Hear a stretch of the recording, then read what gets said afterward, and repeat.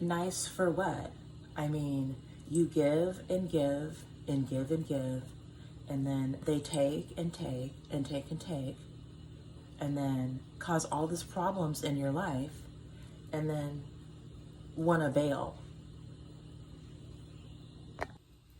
I was raised in a strict religious home and taught to be very obedient,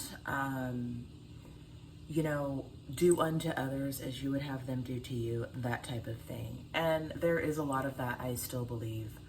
Bible stories, not so much. But has exercising those values gained me anything, or has it made me be treated worse? In one of my latest videos, I talked about dusty hoes, men that were dusty hoes. And, they want to call us dusty, once we get past the age of like 35, 40. And these dusty hoes want someone who's good. My mother told me when I was young, she said, Delzita, she says, nobody wants somebody that's not good. Everybody wants somebody who's good, even if they're not good. There's a lot of women out there that think that if a man isn't buying them something, or if there's not a man in their life, that determines their worth as a woman. And that is a huge mistake. If you're a good woman, you know it. If you're not a good woman, you know that too. But if you are a good woman, know your worth. Have you made the mistake of falling for a guy who had potential, but actually never lived up to that potential? Raise your hand if that's you. Maybe you've been this kind of woman, waiting for a thank you that never ever comes. This is common in relationships. This was common in my relationship. My son's father always wanted me to thank him and acknowledge everything he did, but he never acknowledged a thing that I did. He barely acknowledged that I had a kid for him. He ignored me most of the time that I was pregnant. And if you've watched any of my other videos, you'll know he never bought me a card. He never bought me balloons, a thank you, a teddy bear, nothing. He gave me absolutely nothing after I had his kid for him, and during. Zero, zilch. Wait, I take that back. When I was pregnant, he did buy me a bouquet of moldy flowers from Smith's store in Las Vegas. Yeah. When he brought them to me, I looked in there, full of mold, immediately in the garbage. Didn't even have the wherewithal to look and see what he was getting. He gave me the excuse that, oh, well, my daughter picked it out. Huh. In case you haven't noticed, I'm not really the type to bite my tongue. There are times when things need to be said, and I am self-aware enough to know when things don't need to be said at a specific time. It doesn't mean that I'm not going to say them in the future, but I know that there's a lot of women in relationships who bite their tongue because they want to avoid a fight with their pathetic, weak-minded mate or husband. And in doing this, you are thwarting who you are. You are letting someone else dictate to you how you're going to feel, whether you're going to feel that way, what you're going to say, how you're going to say it, if you're going to say it, when you're going to say it. And frankly, that is a form of control on the man's part, not care.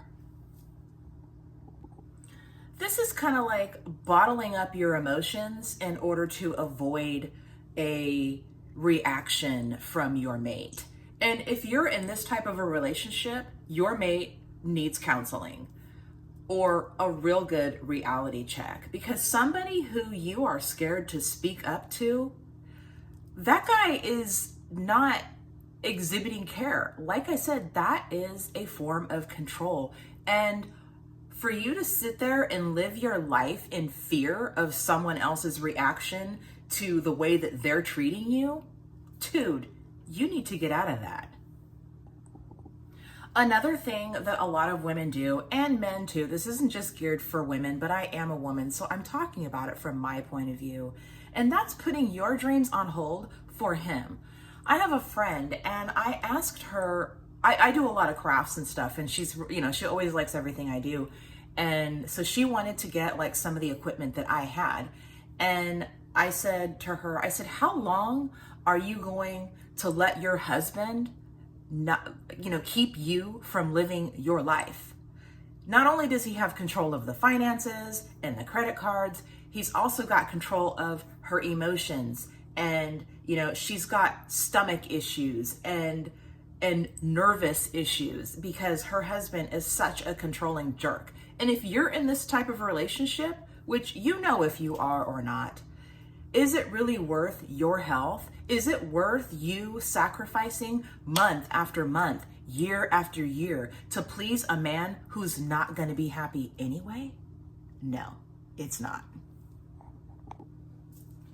If you think that loving a man is going to change things, I'm here to tell you, love only goes so far.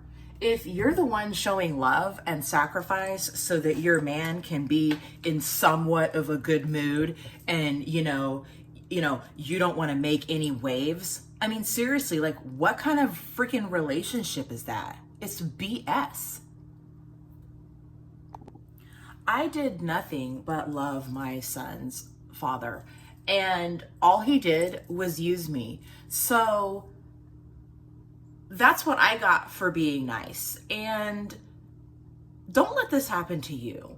And if it is happening to you, be self-aware enough to know that it's happening. And of course, I did, approach him when he was, using me. And the thing about it is that when men feel like they're losing control, they'll say anything to get their way, to keep you there, to make you stay, while they continue to be a pig-headed, selfish you-know-what. It got to the point to where I didn't care if he was mad, because you know what? Go ahead and be mad. Get over it. They'll get over it. If you're a good woman, your man knows, and he knows that more than likely he's not going to find anyone else to put up with his crap, because if he was going to find someone else, he would be with that girl. But he's with you because you put up with it. And if you're going to put up with it, then you know what? He deserves to know exactly how you feel. And if he's going to be a little panty waist and get his feelings all hurt in a bunch because, you said something that was real and he can't handle it, well, then you know what? Like I said, he needs counseling. The other thing is that your man knows that he's a douche. He knows he's being a jerk, but you, as the loving woman that you are, you'll put up with it. And I put up with it to a degree, but obviously, like I said, I'm not the type of woman that's just going to keep my mouth shut. If you want to yell at me and call me names because I called you out on your crap for being a jerk, well, you know what? You need counseling. This is another thing. Cutting off your friends and family to please him. I have one friend who literally lives just right down the street, not even 90 seconds away from me in a car drive. And I get to see her hardly ever because she's always so worried about what her husband thinks. As soon as she gets here, he's texting her, calling here, to make sure that we're still here. In fact, one time she even, we went to the store to get some wine. It was a nice summer day. And I thought, oh, let's sit out on my patio, and have some wine and chit chat. And she actually left her phone, her purse here, because he has a tracker on her phone and she didn't want him to see that she had left my house, literally like 60 seconds from my house. That's how close the store is. If you're in this kind of a controlling relationship, I can only imagine how many headaches and stomach aches you go through. I mean, is that really worth it? What is this guy? Jesus? Jesus wouldn't act like that. And I definitely know he's not that good. If you think that being patient with somebody who has these types of, and I'm just going to go ahead and say it, narcissist type behaviors, If you think that patience is going to fix it, it's not. The only thing that is going to change someone like this is something super debilitating in their life, or they need to go to a self-awareness class. And if you guys are wondering what I'm doing over here while I'm looking down and making jalapeno poppers, but anyway, yeah, so this person is like, well, like I said, when people know when they're being mean, they know when they're being a jerk. And as long as you don't call them out on it, they're just going to go ahead and keep right on doing it. And I know a lot of women don't say anything because, because of financial situations. I mean, my sister-in-law, one of my sister-in-laws is in a situation, because my brother's a complete jerk. And, a lot of people marry people for money because they want someone to pay their bills. And I get it. I'm single. I would love to have someone who was supportive of me. I don't. And maybe that's because I am a little too outspoken, because I'm not going to let someone walk all over me because they make more money than me, or because, they have a what hanging down from their pants. Like, those are really weak excuses to treat someone like garbage. And people who do this, like, you need to be called out on your crap. Quit acting like you're all that. If you have a good woman by your side, you need to bow down and kiss her feet, okay? Quit acting like she's there to serve you. Another thing that a lot of guys try to do is they try to pawn their problems off on you, like you're responsible for helping them fix their crap. No, you're not. You know who's there to help them fix their crap? Psychologists. That's who's there. When you're doing this in a relationship, trying to be there for your man and, help him through all of his problems, you lose who you are. You don't even know who you are. You don't know what you want to do. You don't know what you like, because you don't even get a chance to figure out what it is you like. You are just so busy trying to keep him, happy, because for whatever reasons these are, maybe you don't want to be alone. Like I said, maybe it's financial. Maybe, you are one of those women who, you determine your worth by whether or not you're with a man. And it's not worth, like, you get one life. There's no freaking do-overs, okay? So the longer you wait to do what you want, the older you're getting, the less chance you have of actually enjoying things that you want to do. And maybe you even have less chance of finding someone who would really appreciate you. Maybe you're in this situation because you've let yourself go and now you're fat and dumpy and frumpy and lumpy and you don't even feel like you have a chance to be with anyone. And that's not true. You can change who you are too.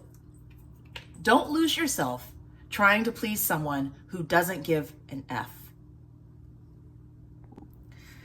Another thing that people do is they like to, well, I shouldn't say they like to, but you let your mate's disapproval dictate what you're going to do. For instance, I know that some mates get covetous when their mate starts to go to the gym because, oh, what, now you're going to look good and maybe somebody else is going to be looking at you.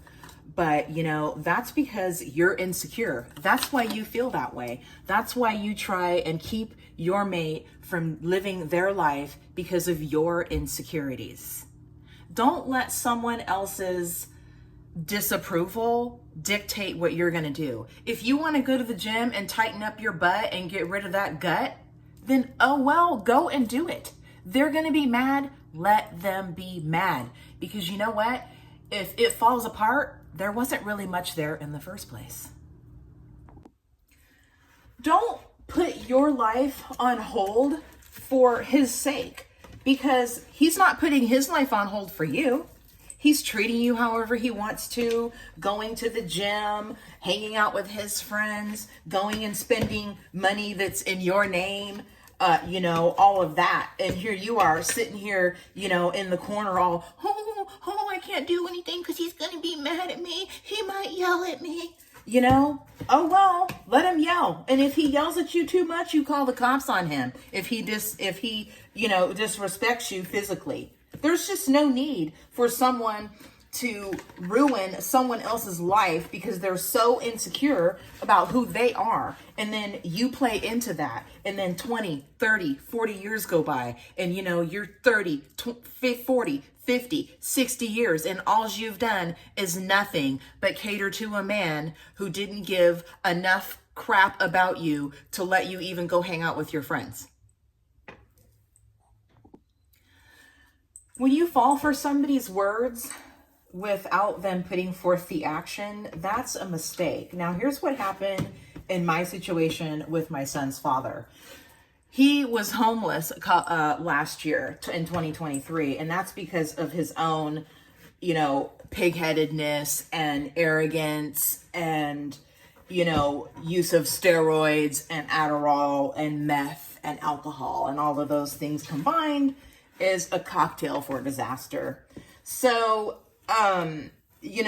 basically when I let him come back in to my home, he was just, oh, so sorry. And, oh, I love you. And I know I was a jerk and I know I'm a jerk to you and blah, blah, blah. But he didn't, all those were just words, because after he got what he wanted, living here comfortably in a home that he barely had to pay any bills in, and that's my fault. Don't be like me. He got his workers' compensation settlement and skipped town and didn't say anything, didn't leave me a freaking dime, let alone $1. So if your mate is going around and saying all these things, but they're not actually doing all of these things, acknowledge that. That is red flag. Don't ignore the red flags just because, you want to get laid, or, he's good looking, or, he promised me he was going to change. Because promising changes and not actually making those changes is another way that a man exhibits control instead of care. When you love someone, it's hard because you feel the need to always put them first, no matter what. You want to put your feelings sort of on the back burner because you want to help them. They promise they're going to be better. They're not going to do this and that. And then, that doesn't happen. And it keeps on not happening day after day, month after month, year after year. Don't put your life on hold and put someone else's life first who clearly does not care about your life. Don't do that. Someone who does that, they don't deserve you. And you as a woman need to sit back and realize that, as I mentioned, if you're a good woman, and don't let anyone treat you like you're not the gem that you are. Like my personality, I'm making something hot and spicy. So let's check into what this is going to look like. All right.